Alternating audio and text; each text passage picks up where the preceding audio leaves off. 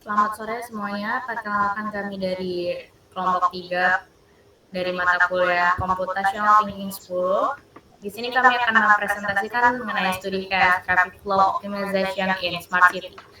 Di kelompok 3 ini kami terdiri dari 4 anggota, yaitu Eva Fatma Dewi, Uca Arinal Haq, Kayla Nasya Sabita, dan Naura Sabita Sarif. Boleh next slide? Baik, background itu saat ini Kota Pintar menghadapi masalah kemacetan lalu lintas, terutama saat jam sibuk. Hal ini menyebabkan peningkatan waktu perjalanan, konsumsi bahan bakar, serta polusi udara.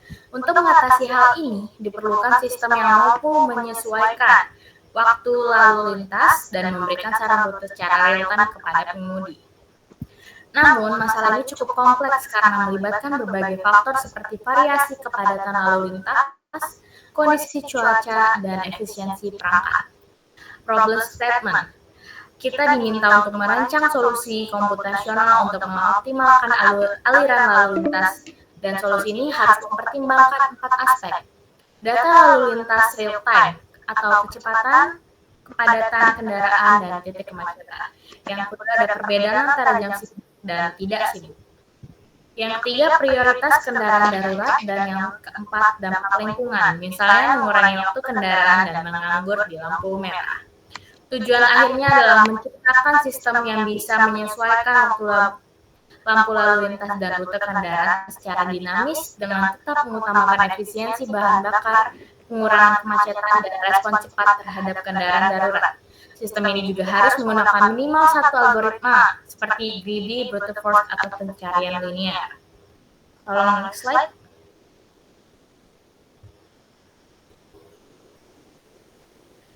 Oke, di sini masuk ke decomposition atau pemisahan masalah. Untuk menyelesaikan masalah kompleks ini, kami memecahnya menjadi beberapa modul utama, yaitu data collection module, rute optimization module, environmental optimization module, dan emergency response system. Data collection module ini bertugas untuk mengumpulkan data lalu lintas secara real time dari berbagai sumber seperti sensor jalan, CCTV, atau GPS kendaraan. Route optimization module ini akan mengolah data dari modul sebelumnya untuk menghitung rute terbaik yang bisa diambil oleh kendaraan agar menghindari kemacetan. Lalu environmental optimization modul ini berfokus pada pengurangan dampak lingkungan, misalnya dengan mengurangi waktu idle kendaraan pada lampu lalu lintas. Dan yang keempat, emergency response system. Modul ini memberikan prioritas pada kendaraan darurat seperti ambulans agar dapat melewati rute dengan lebih cepat dan aman. Modul-modul ini saling terhubung dan bekerja secara terpadu untuk mencapai solusi yang optimal. Mungkin langsung next slide. Kita masuk ke pattern recognition. Terdapat 4, yaitu time-based pattern, real-time data pattern, emergency priority pattern, dan environmental impact pattern. Time-based pattern pola yang terjadi berdasarkan waktu, seperti lonjakan kendaraan saat jam masuk dan pulang kerja. Real-time data pattern yaitu pola lalu lintas yang berubah secara dinamis dan harus dianalisis secara real-time. Emergency priority pattern. Ini pola yang mengidentifikasi dan memprioritaskan kendaraan darurat agar tidak terhambat. Dan environmental impact pattern yaitu pola yang membantu meminimalkan dampak lingkungan dengan memperhatikan durasi kendaraan berhenti atau idle. Dengan mengenali pola-pola ini, sistem yang kami rancang dapat melakukan pengambilan keputusan secara lebih cerdas dan efisien.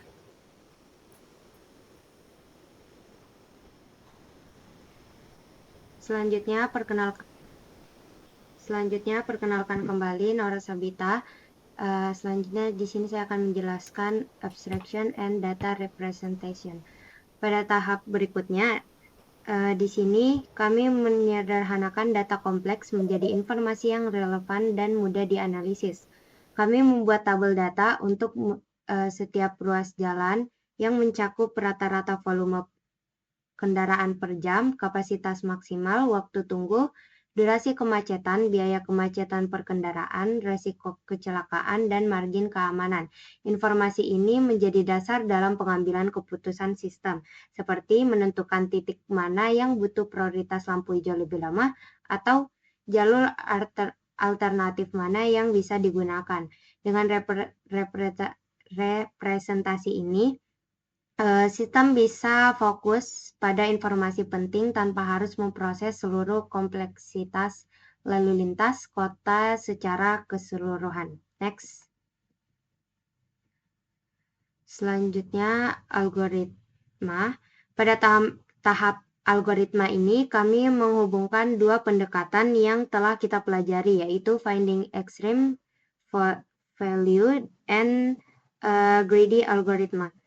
Pertama-tama, kami menggunakan finding extreme value untuk mengidentifikasi area dengan tingkat kemacetan paling tinggi, dan ini dilakukan dengan menganalisis kepadatan kendaraan, kecepatan, dan waktu tunggu tiap persimpangan.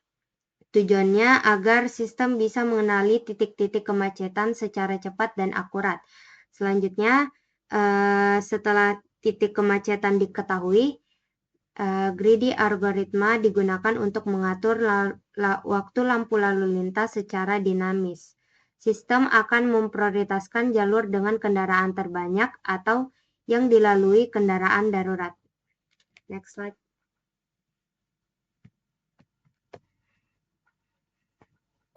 Oke, perkenalkan lagi, saya Kaliana Sabita.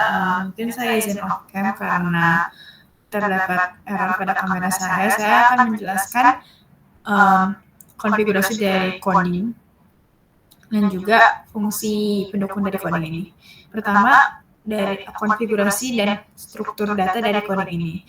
Pada tahap awal pemrograman, sistem dikonfigurasi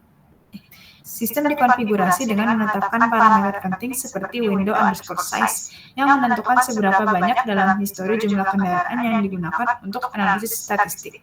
Durasi maksimum dan minimum lampu hijau juga ditentukan melalui max underscore green underscore time dan min underscore green underscore time yang digunakan dalam pengaturan waktu sinyal lalu lintas.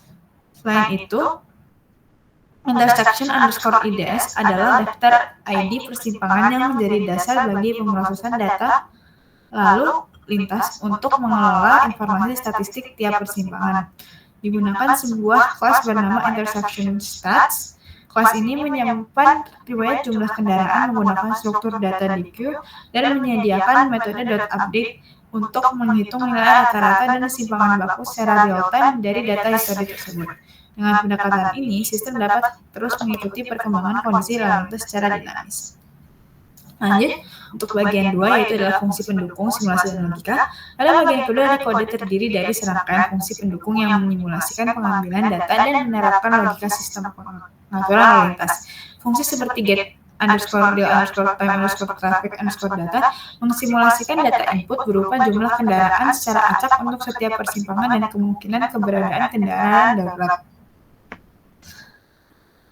Fungsi mark underscore foundation berperan dalam menganalisis apakah suatu persimpangan tergolong zona padat atau tidak, berdasarkan perbandingan antara jumlah kendaraan saat ini dengan rata-rata dan simpangan bakunya.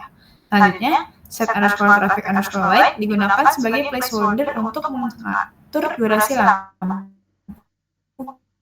hijau pada persimpangan yang dalam implementasi nyata akan terhubung ke perangkat kontrol secara lalu lintas. Terakhir, dua fungsi rute find underscore optimal underscore path untuk kendaraan biasa dan prioritize underscore fastest underscore route untuk kendaraan darat memberikan logika penentuan jalur berdasarkan kondisi lalu lintas dan kebutuhan prioritas. Fungsi-fungsi ini dapat dengan mudah digantikan dengan API pemetaan atau algoritma jalur atau Dijkstra dalam implementasi nyata. Baik, perkenalkan kembali EF Fatma Diri. Sini akan Di sini saya akan melanjutkan yaitu pada bagian ketiga, yaitu main loop, logika utama real time. Bagian inti dari sistem terletak dalam loop utama main_loop yang dijalankan terus-menerus untuk memproses dan merespon data secara real time. Setiap iterasi loop dimulai dengan pengambilan data lalu lintas dan deteksi kendaraan darurat. Data ini kemudian dianalisis untuk tiap persimpangan menggunakan metode statistik yang sudah dibangun. Berdasarkan hasil analisis tersebut, persimpangan ditandai dengan zona padat atau tidak padat. Selanjutnya, sistem menentukan durasi lampu hijau jika kendaraan darurat terdeteksi, hingga secara otomatis memberikan prioritas dengan durasi maksimal lampu hijau untuk membersihkan jalur. Jika tidak ada kendaraan darurat, digunakan strategi greedy yang mengalokasikan waktu hijau secara proporsional terhadap tingkat kepadatan lalu lintas di tiap persimpangan. Setelah pengaturan lampu, sistem juga memberikan saran rute. Kendaraan biasa diarahkan menjauhi persimpangan padat, sedangkan kendaraan darurat diprioritaskan menggunakan jalur tercepat. Siklus ini terus berulang setiap beberapa detik, memungkinkan sistem beradaptasi secara dinamis terhadap kondisi yang terus berubah. Terus selanjutnya itu bagian 4, implementasi dan simulasi, output dan monitoring. Terakhir, sistem ini itu dirancang untuk memberikan output visual dan monitoring yang membantu dalam simulasi serta analisis. Setiap iterasi akan menampilkan status masing-masing persimpangan, meliputi jumlah kendaraan, nilai rata-rata, dan simpangan baku, status kepadatan, serta waktu lalu lampu hijau yang diatur. Selain itu, rute alternatif untuk kendaraan biasa dan rute tercepat untuk kendaraan darurat juga ditampilkan. Seluruh proses ini mensimulasikan bagaimana sistem manajemen lalu lintas adaptif dapat berfungsi dalam kondisi nyata. Meskipun saat ini masih menggunakan data acak sebagai input, data implementasi sebenarnya fungsi-fungsi tersebut dapat diintegrasikan dengan sensor lalu lintas, data GPS kendaraan, serta sistem kontrol sinyal lampu yang terhubung ke perangkat keras di lapangan. Program dapat dihentikan secara manual menggunakan kombinasi kontrol C dan sangat cocok dijalankan di lingkungan seperti Google Lab untuk kebutuhan prototipe, pengujian, atau pengembangan lebih lanjut. Sekian presentasi dari kelompok kami. Terima kasih.